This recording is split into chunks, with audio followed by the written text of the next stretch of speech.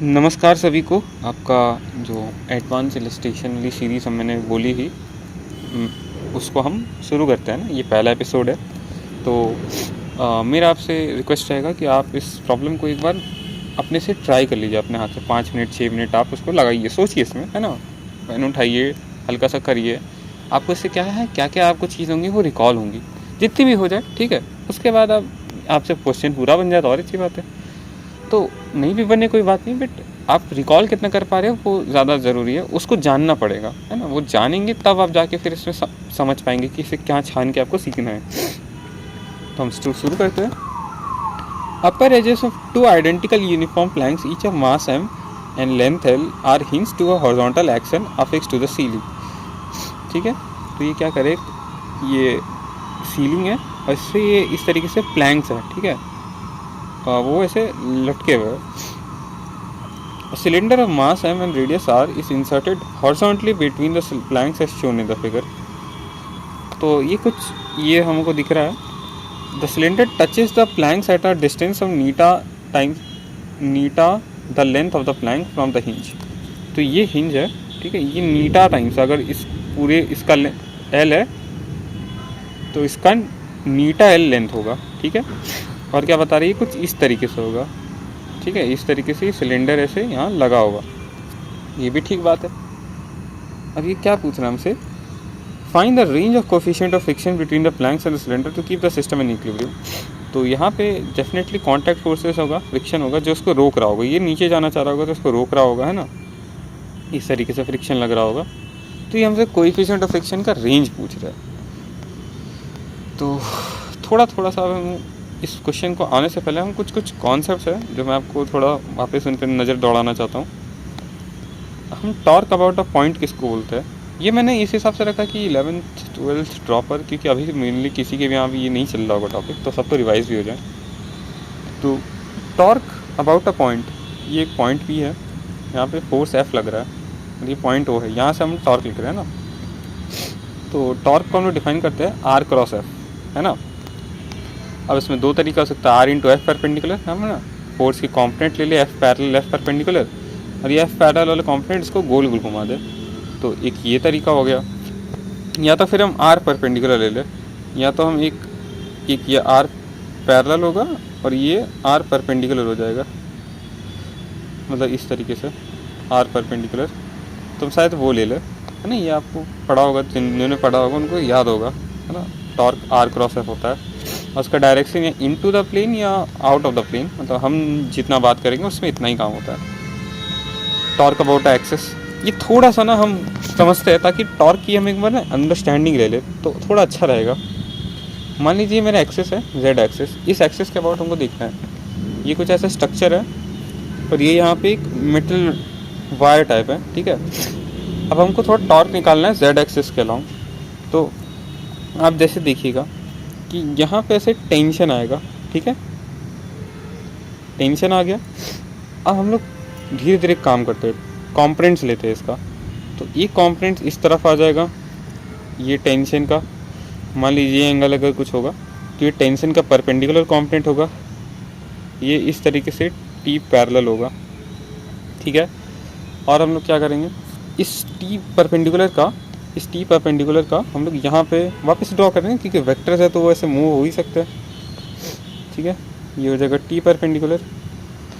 अब हम T perpendicular का ये एक और कंपोनेंट ले लेते हैं, टी परपेंडिकुलर का पैरेलल कंपोनेंट, ये एक और कंपोनेंट ले लेते हैं, टी परपेंडिकुलर का एक और परपेंडिकुलर कंपोनेंट, है ना। इस वाले का इधर वाला परपेंडिकुलर कंपोनेंट। अब हम देखते हैं कि इसमें से टॉर्क रियली कौन प्रोड्यूस कर पा रहा होगा। अब जनरली जब भी आप किसी एक्सेस के अबाउट टॉर्क लेंगे, कुछ बातें ध्यान रखिए। आप किसी भी पॉइंट के अबाउट लेंगे टॉर्क सेम ही आता है।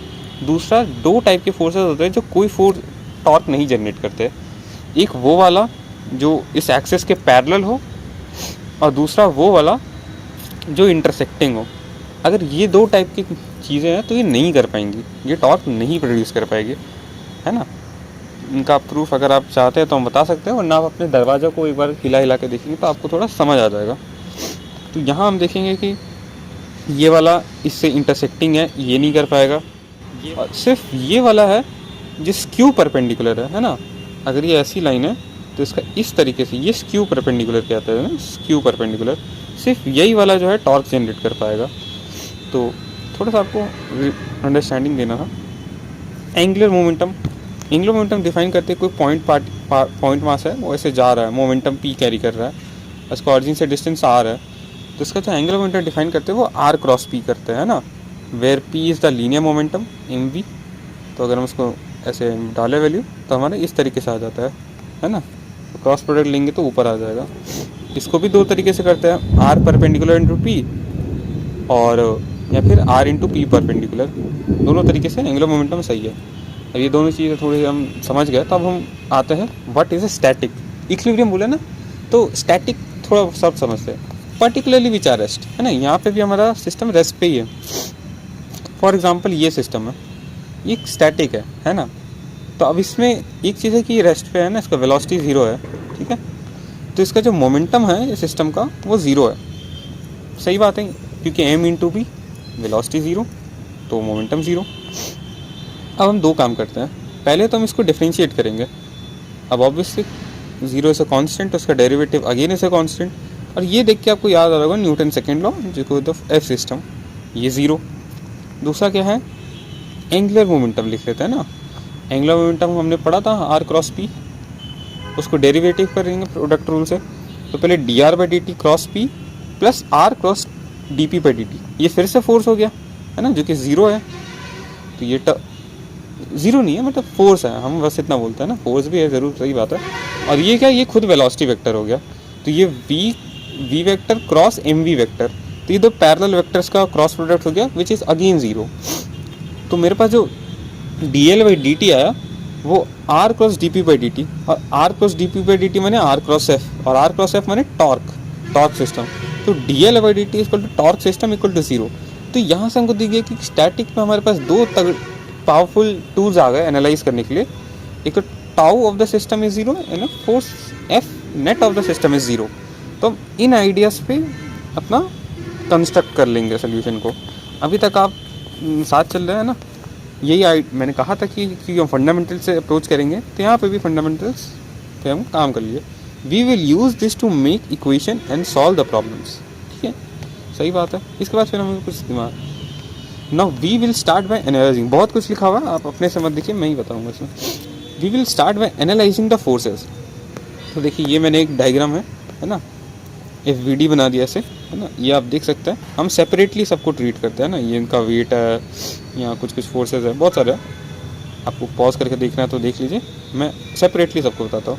तो ये पहले वो सिलेंडर है, ठीक है, देख, तो ये जो रॉड इससे इस तरीके से सटी होगी, तो नॉर्मल वो दे रहे होंगे, ये नीचे गिरना चाह रहा होगा तो इसमें फ्रिक्शन लग रहा होगा, और इसका खुद का वेट mg है, वो भी जा रहा होगा।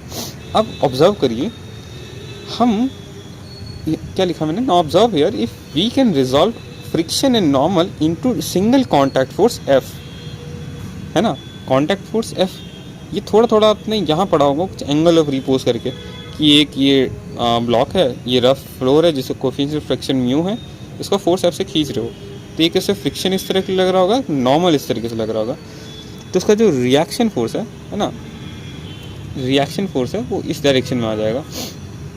अब हम इस वाले वेक्टर को उठा के यहाँ ला दिए, है ना, तो आपको ये दिख रहा होगा, ये एक वेक्टर ट्रायंगल आ गया मेरे पास, है ना, जहाँ से हम लोग को दिखता है tan alpha is mu N by N which is tan alpha is mu, है ना, ये मैक्स वैल्यू होता है, क्योंकि फ्रिक्शन का मैक्स वैल्यू म्यू एन होता है ना, friction is less than equal to mu N.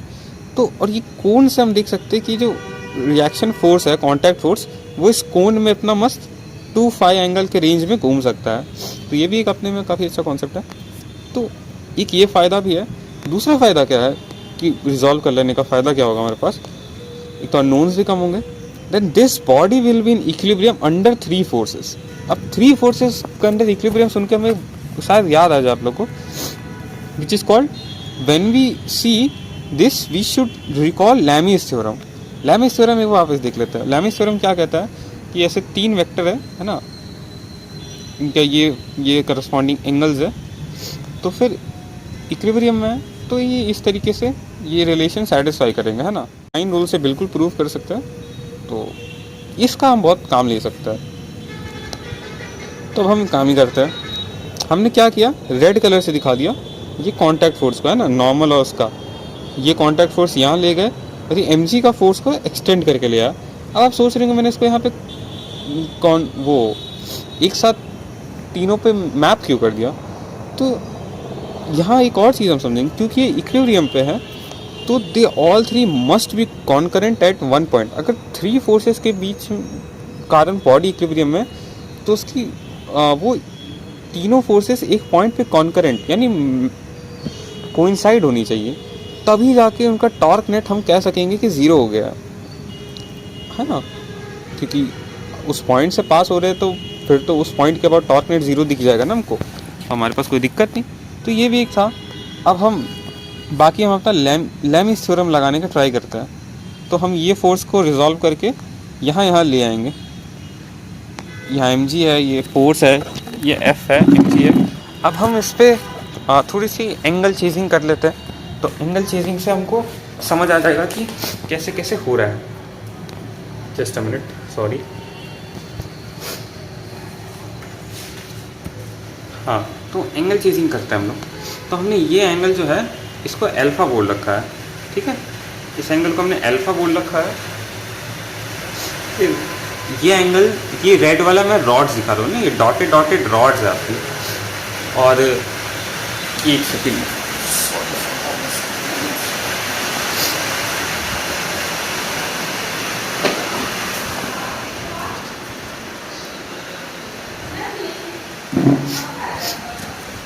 हाँ, मैं बता रहा था कि हमारे पास ये एंगल कुछ दे रखा है। ये एंगल थीटा था ना, क्योंकि ये एंगल थीटा था तो ये एंगल थीटा था।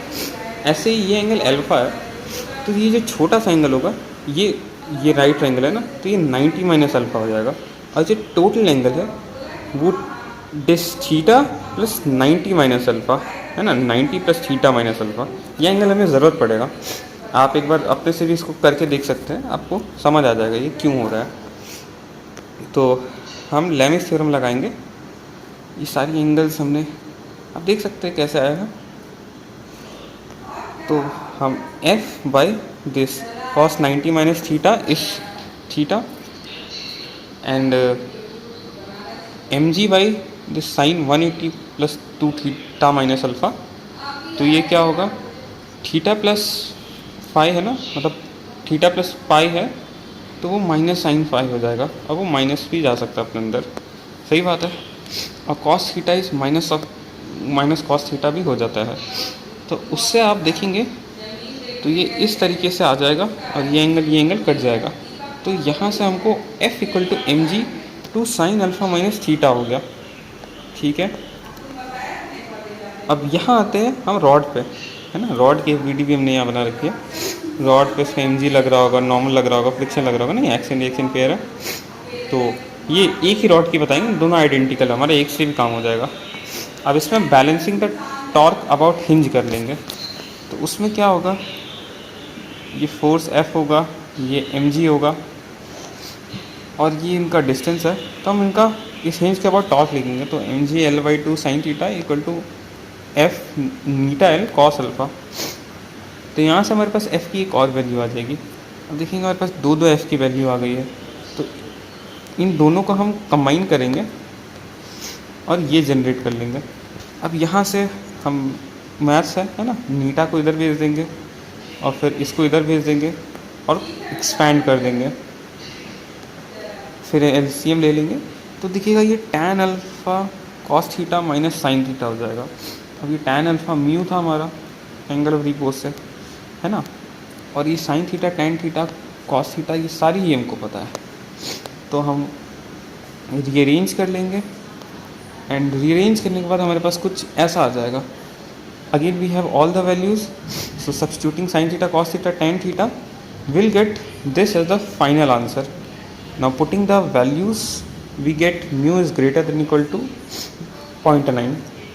सो आई होप आपको समझ आया होगा। तो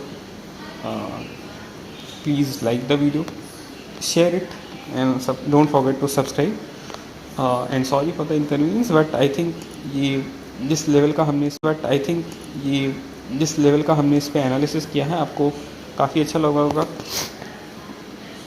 आपके कॉन्सेप्ट्स कुछ क्लियर हुए होंगे। So okay, bye bye.